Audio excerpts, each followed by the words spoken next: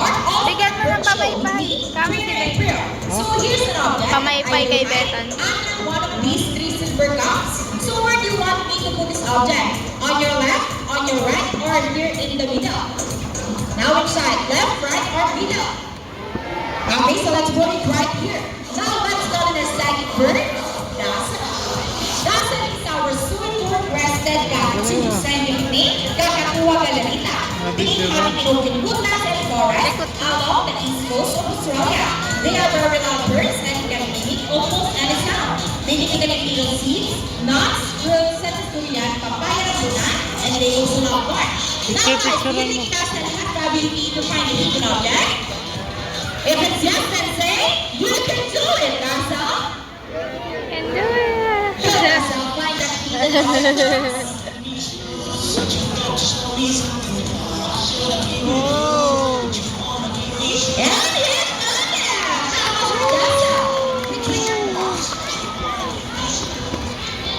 Now our next featured birds are just like any married couple.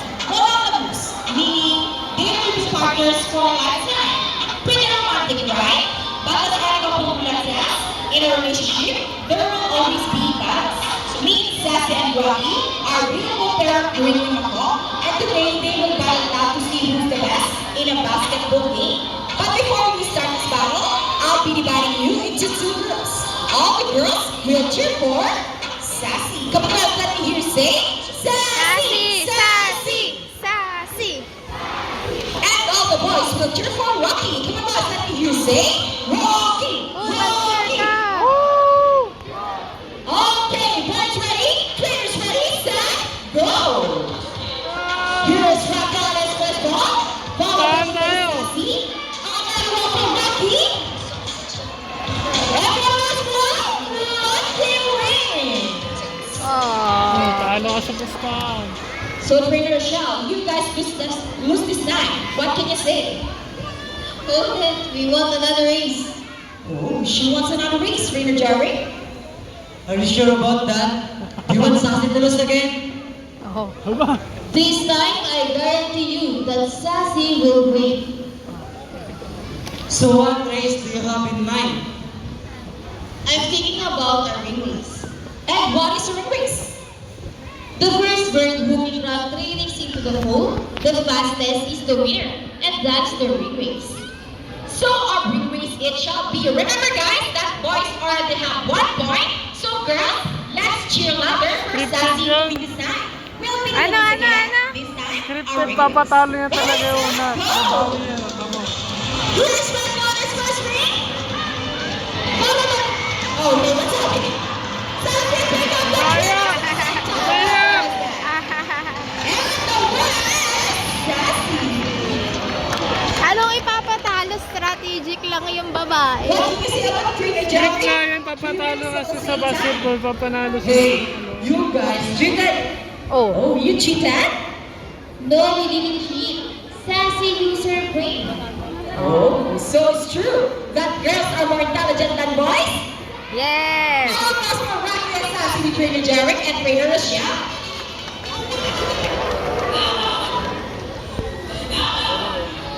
Parrots are particularly known to be intelligent and perceptive. That's why we continue to enhance their skills at the court. Here is Sassy once again, and she will show us how intelligent she is by putting the shape back to its correct spot. Just like Sassy, Ringer Macos are from South America. They are known to be the gentle giants of the parrot family. It is because they are the second largest next to the hyacinth macos. They can grow up to 92 centimeter length and can live up to 8 years old. Scientific name is Arachnoptera. They usually feed on seeds, nuts, salts, and minerals along the river banks. And for last shape, go Sassy girl. And there you go! Intelligent, right? How about for Sassy, Trainer Rochelle? Now guys, who loves man? Everyone in here knows edition, right? Well, this next part of the program will leave most people baffled and amazed, even as winners. Do you think birds can do math? But before we call our mathematical wizard, I'll be needing 2 numbers between 1 to 15. Any number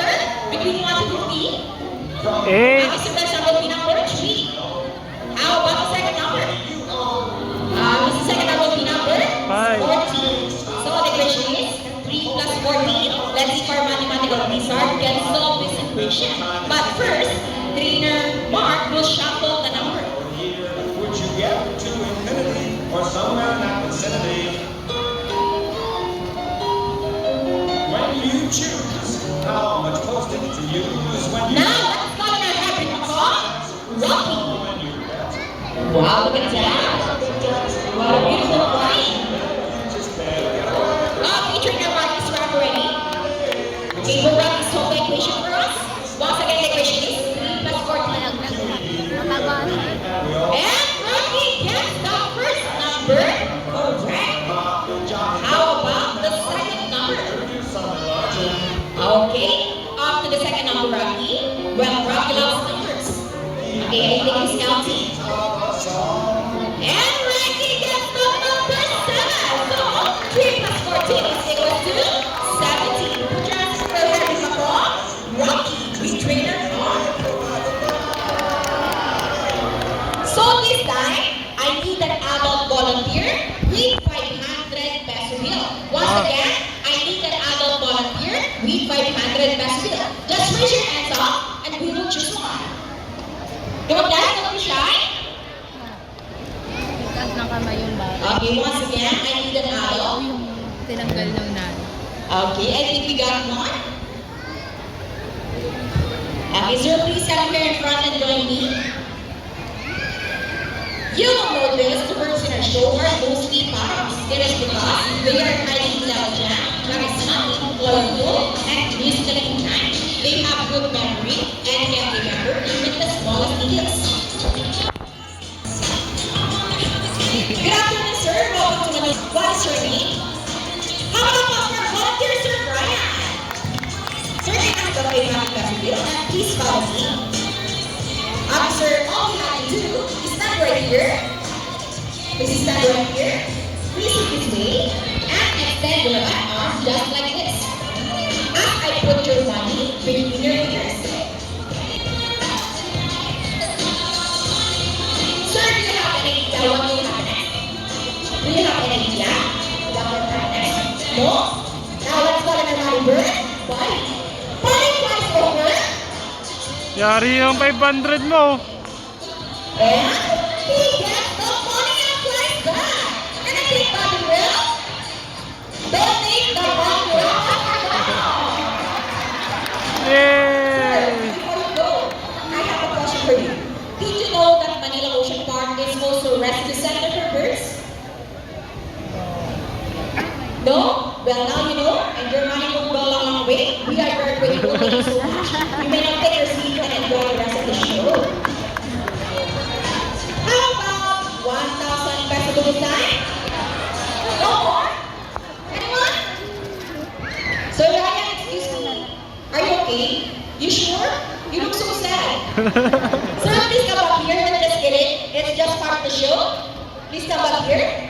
Sir, Buddy saying something before Buddy gives your money back. He wants to give you a kiss. Is it okay? Buddy will give you a kiss. Okay, sir, stand right here. Look at the camera and over your cheek. Smile. Nice. Another one.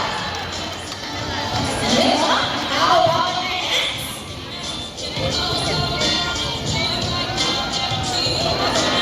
And there is your body. Help us our volunteer and buddy. Ladies and gentlemen, now that you have seen our colorful and intelligent parrots, we would like to show you another species of bird in our Manila Ocean Park.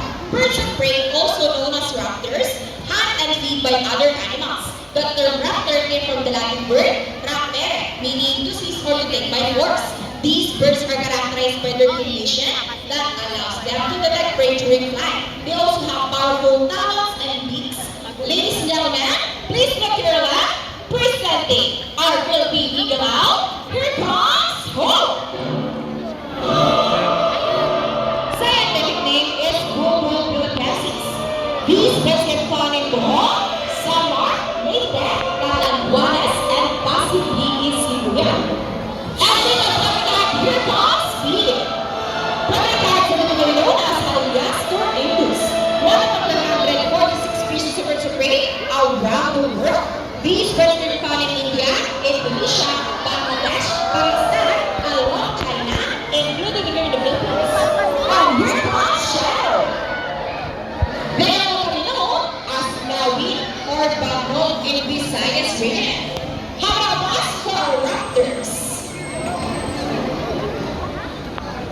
Here in the Ocean Park, we eat their soul. We only not try to take care of our friends who busy, but also for those who are in land and air as well. Now, who knows the 3 R's? It's reduce, reuse, and recycle burgers. So here's the Labrador once again, and they will show us the proper waste disposal. Let's go, buddy. It's about to come. 2 times 3 times. See, if our Labradors can do it, so can we. Ladies and gentlemen, we hope you all enjoyed our show. Are the birds spectacular? Well, in our own way, no matter how small the effort, let's take action in saving them from exploitation or even extinction.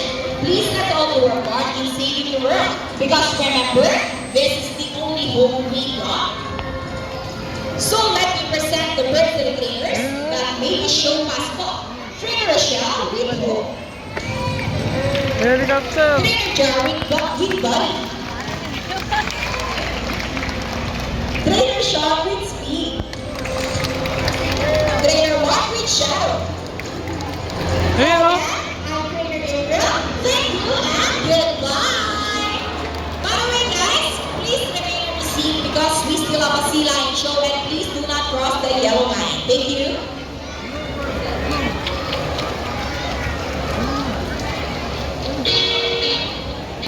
Let's give it up for our sea lion friends.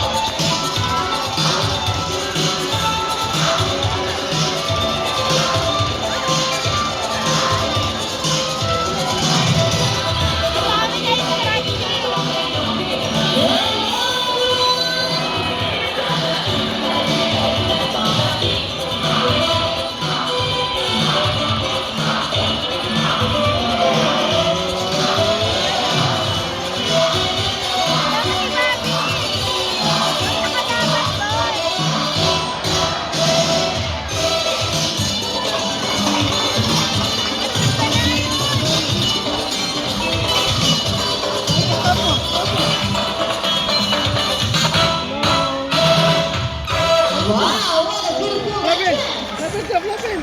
Good day everyone and welcome to Aquatica. By the way, I'm Trainer Rochelle. And I'd like to tell you our friends, together with your trainers, one at a time. On the left side is the only male South American sea lion that we have. And it is the unsung one. Wow, look at that. His name's Vincent. Together with Trainer Mark, say hi. And on the other side is the youngest female South American sea lion that we have here. And that's me first, the cutest. Hello, Miss Shy Girl. Her name is Isla.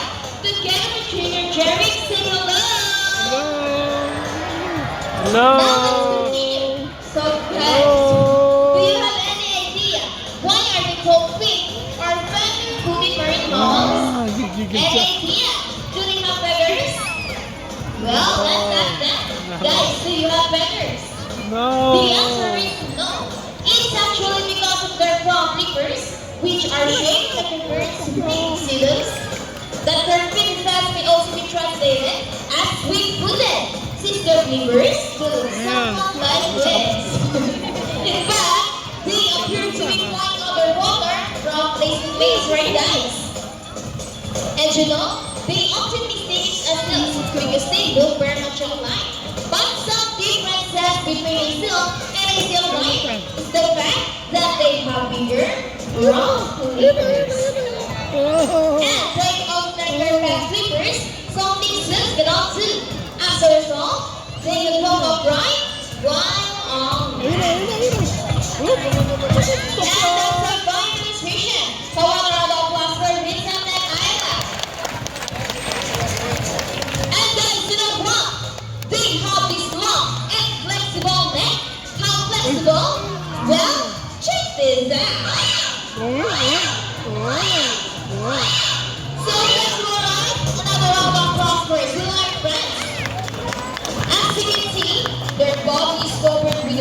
called short course here.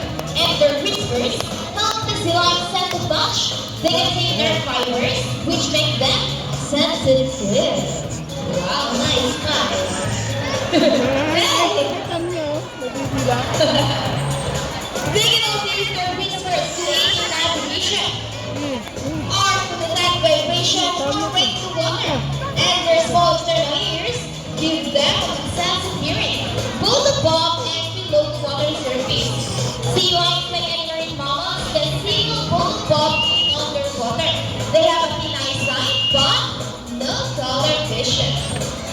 It's alright. They inhabit waters close to shores, plant rocky cliffs with rainbows, and have a preference for rocky beaches.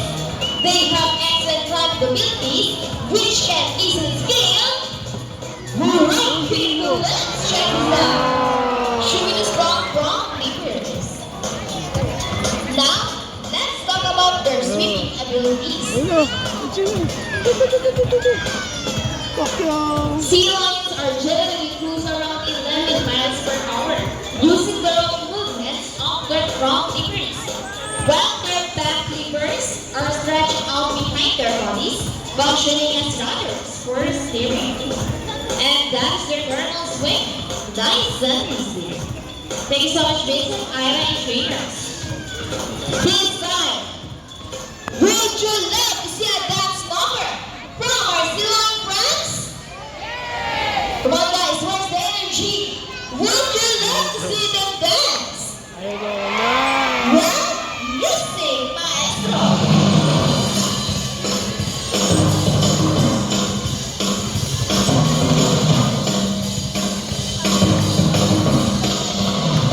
Let's move it.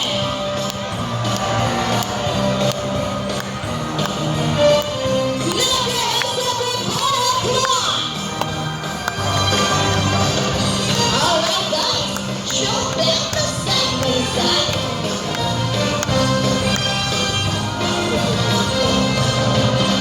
And up, flippers dancing. Into the water ballet, twisted and turning.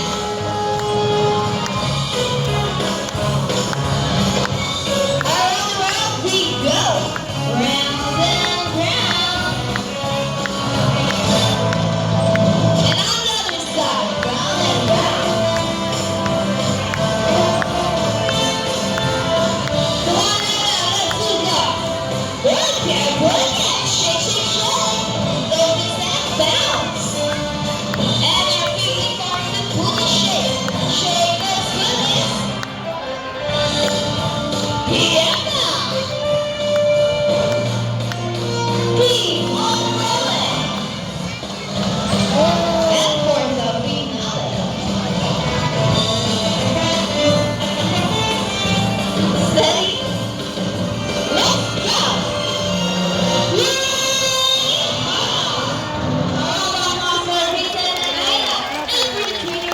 For the great dance number.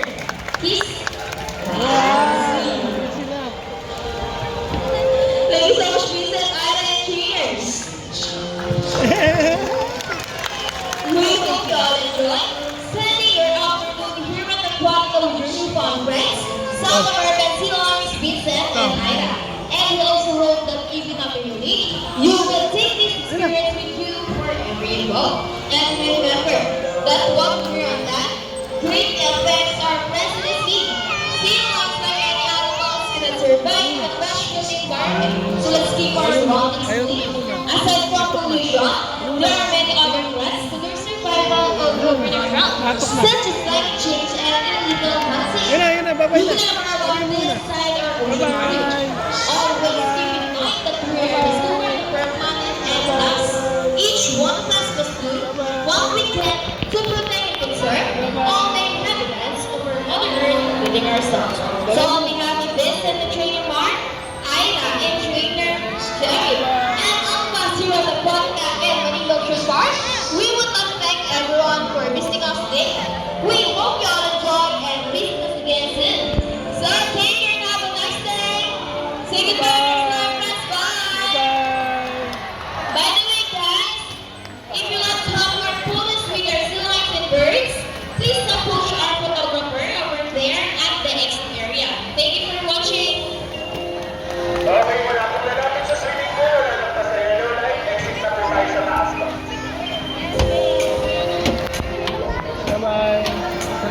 Tapos na eh. Oh.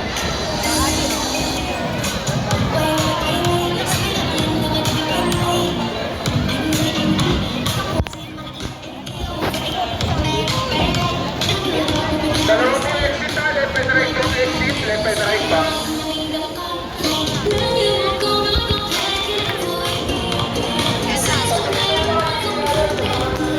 Tapos, gusto mo sa picture, nasabang sila yun mo.